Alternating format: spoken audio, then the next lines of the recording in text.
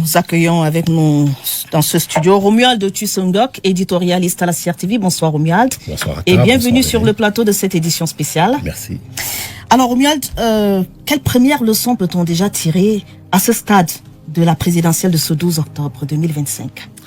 Écoutez, Atta, sans autosatisfaction ni autoflagellation, le premier fait est la tenue de ce rendez-vous, le plus important d'ailleurs du calendrier électoral, dans les délais fixés par la loi et dans les règles d'une élection démocratique dont je rappelle rapidement 3 piliers essentiels. D'abord, le suffrage universel libre.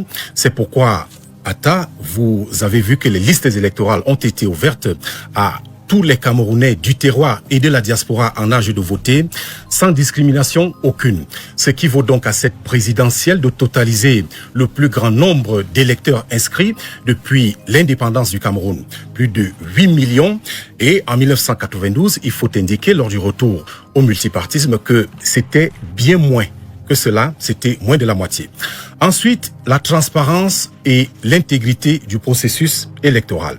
Et pour s'en convaincre, les règles du jeu encadrées par le code électoral camerounais, expliquées par le gouvernement, Elections Cameroun et certains médias, disons, de bonne foi. Règles du reste connues de tous les acteurs, y compris les 83 candidats à la candidature de départ. C'est pourquoi, malgré les grincements de dents de la 70aine légalement recalée par les institutions compétentes, eh bien, le processus s'est poursuivi jusqu'à ce jour dans la sérénité, selon le mot du chef de l'État et candidat à sa succession, lors de l'interview qu'il a accordée au directeur général de la CRTV, Charles Ndongo, au sortir du bureau de vote de l'école publique de Bastos, où il vote, je le rappelle, depuis 1988.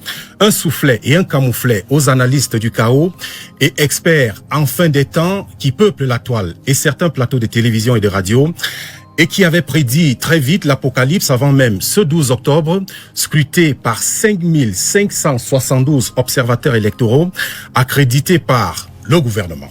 Preuve par les chiffres que le Cameroun, eh bien, n'a rien à cacher. Enfin, l'indépendance de l'organe électoral, en l'occurrence Elections Cameroun, créé en 2006 pour départir le gouvernement de l'organisation des élections, d'où d'ailleurs la démarche et les structures consensuelles, participatives et inclusives de l'ECAM, qui a introduit cette année une pochette tactile pour faciliter les choses aux malvoyants. Évidemment, les autres acteurs doivent s'impliquer davantage, par exemple, pour la représentation effective dans les bureaux de vote qui, pour les représentants des partis politiques, est un peu à géométrie, disons, variable. On pourrait en dire davantage, mais il nous manquerait du temps. Attends. Romuald Tussongok, tout cela traduit quoi exactement au plan de l'analyse politique et du processus électoral? Alors, qu'est-ce que tout cela traduit à Tabadine Omar? Ceci traduit donc très rapidement, si vous le voulez, en 2 mots, progrès et maturité. Je vous indiquais tantôt le bon historique des inscriptions sur les listes électorales, fruit d'un travail en osmose et en symbiose de l'ECAM et des partis politiques ainsi que la société civile. Ce progrès est notable chez les femmes, même s'il faut évidemment aller un peu plus loin au regard de leur poids au plan démographique. Progrès incontestable aussi de la qualité de l'organisation avec des outils modernes servis par le digital. Progrès de la couverture médiatique au profit des candidats et du citoyen.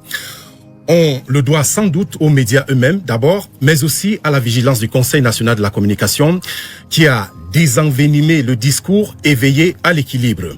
À cet égard, on peut saluer au passage les équipements et le dispositif mis au point par le directeur général de la CRTV pour faire vivre la campagne électorale dans sa réalité, souvent à l'opposé de la réalité virtuelle, objet, comme vous le savez, de manipulation partisane et de désinformation.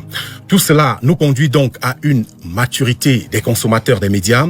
Mot choc du président de la République ce dimanche pour saluer un peu cet état d'esprit des acteurs politiques et de la société camerounaise dans son ensemble, laquelle est donc demeurée paisible et pacifique malgré les dissidences et même malgré les dissensions. Ceci sera ma dernière question, Romuald. L'élection est passée. What next? Maintenant, qu'est-ce qu'il faut attendre? Et maintenant, les uns et les autres doivent attendre la proclamation des résultats par le Conseil constitutionnel, seule instance habilitée donc à proclamer ces résultats au regard de la loi, en lieu et place des influenceurs des réseaux sociaux qui agissent eux-mêmes, comme on le sait, sous l'influence d'intérêts cachés.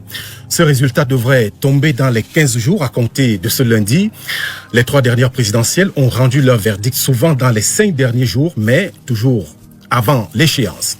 Rien de tel à ce propos que la posture modeste de Paul Biya lui-même ce dimanche. Attendons que l'on connaisse le nom de l'élu, a indiqué le chef de l'État à son intervieweur de longue date. Ce n'est pas dans sans faux, ce n'est pas du tout une posture de doute ou d'incertitude, plutôt la posture légaliste reconnue à Paul Biya et qui, par-dessus tout, a toujours eu le triomphe modeste. Avis donc aux prophètes électoraux qui ont déjà leurs résultats, leurs vaincus et leurs vainqueurs.